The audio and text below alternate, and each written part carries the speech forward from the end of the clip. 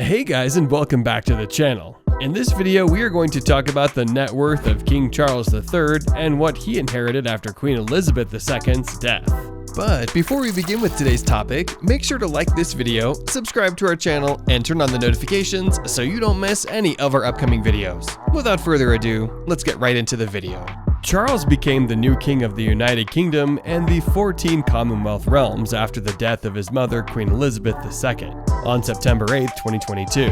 At the time he became king, Charles was the longest-serving heir apparent in the British royal family history, and the oldest monarch to assume the British throne at the age of 73 years old. Before he became the king of the United Kingdom, Charles and his wife, Camilla Parker Bowles, received 90% of their income from a private estate called the Duchy of Cornwall, which was established in 1337 to financially support the heir to the throne. The Duchy of Cornwall is funded through the ownership and operation of land in rural and urban areas, as well as islands and rental cottages in Wales, Cornwall, and other areas in the United Kingdom. In 2018, the Duchy of Cornwall made Charles and Camilla $28 million. Charles and Camilla also received $1.8 million that year from the Sovereign Grant, a taxpayer fund paid each year to the British royal family, as well as another $627,000 from various United Kingdom departments. The Sovereign Grant originated from an agreement made by King George III in 1760, who agreed to surrender his income from Parliament to receive a set annual payment for him and future generations of the British royal family. The agreement was originally known as the Civil List before it was reworked as the Sovereign Grant in 2012. Under the agreement, the British royal family receives a grant in exchange for surrendering their profits from the Crown Estate, the family's collection of lands and holdings worth £14.1 billion, to the government. Each year, the reigning monarch receives 25% of the Crown's estate profits. The amount pays for property upkeep and utilities, the British royal family's travel and royal employee payroll. The grant doesn't cover security and royal ceremonies funded by other areas. According to CNN, about 50% of Charles and Camilla's annual income was spent on travel and official royal engagements, while a quarter went to taxes. The remaining $8.9 million went to Charles's children with his late wife Princess Diana, Prince William, and Prince Harry, as well as non-official purchases and royal savings accounts. Since King Charles ascended to the throne, royal well-wishers have wondered about King Charles's net worth and what he inherited after the death of his mother. It is incredibly difficult to know the exact figure of the net worth of King Charles III. However, it can be said that he is now far wealthier than he was before the passing of his mother, Queen Elizabeth II. King Charles is one of the wealthiest people in England, and if you're wondering where his money comes from, that would be the royal family's private wealth as well as stamps. Truly, so many stamps. But before we get to Charles's personal fortune, here's a breakdown of what the firm is worth. The firm is both inextricably linked to and exists independently from King Charles. The New York Times describes it as an enterprise that reaches well beyond the royals themselves, encompassing an army of private secretaries, communication advisors, ladies-in-waiting, heads of households, chauffeurs, footmen, domestic servants, gardeners, and all other people who run the palaces and the lives of the royals who live in them. According to Forbes, the firm holds around $28 billion in assets. As we noted, that the late Queen's net worth includes the Crown Estate, $19.5 billion, Buckingham Palace, $4.9 billion, Kensington Palace, $630 million, the Duchy of Cornwall, $1.3 billion, the Duchy of Lancaster, $748 million, and the Crown Estate Scotland, $592 million. These assets are used by King Charles in his capacity as monarch, but he can't sell them off because they belong to the Crown itself, and will be passed down to Prince William once he becomes the king. After training for the position of more than 70 years, King Charles III inherited large swaths of land, regal estates, rare jewels, paintings, and other personal property from his mother, Queen Elizabeth II. He also now oversees the late monarch's $42 billion portfolio of assets held in trust for the kingdom, including billions in investments and other opulent palaces, glittering jewels, and priceless art that he will never actually own.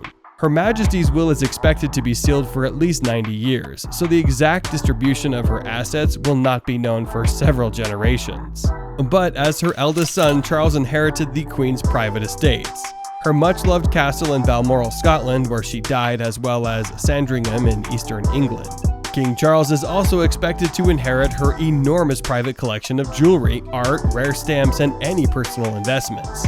Altogether, Forbes values these personal assets at $500 million, and Charles won't have to pay a shilling of inheritance tax, thanks to a 1993 agreement with the British government that exempts transfers of property from one sovereign to another. This 73-year-old monarch has money of his own mostly through the lucrative annual income you receive from the Duchy of Cornwall. He earned $27 million this year, which his eldest son, Prince William, will now inherit.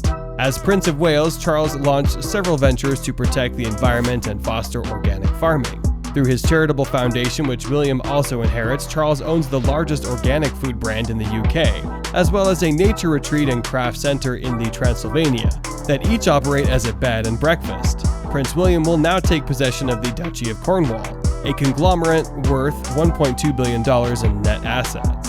As the new monarch, Charles assumes ownership of institutions that manage an estimated $42 billion in assets. These assets include Buckingham Palace, Windsor Castle, and the Tower of London aren't held directly by the king, but instead owned by the reigning monarch.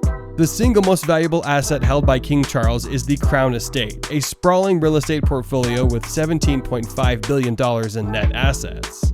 But the royal family also gets a cut in the form of allowance from the treasury known as the Sovereign Grant. This is 25% of the net profit for the financial year.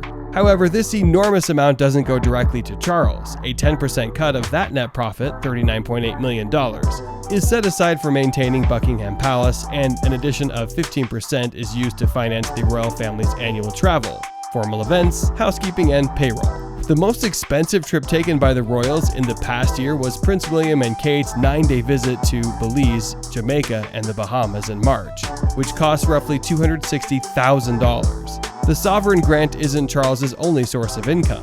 The duchy's net revenues go directly to the king as an allowance called the Privy Purse, which covers any other financial expenditure.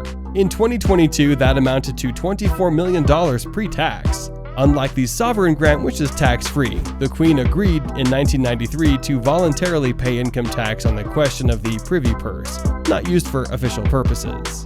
In addition to the Crown Estate and the Duchy of Lancaster, Charles also holds the Crown Estate Scotland, a portfolio with $570 million in net assets. The crown jewels are perhaps the most identifiable asset associated with the British royal family.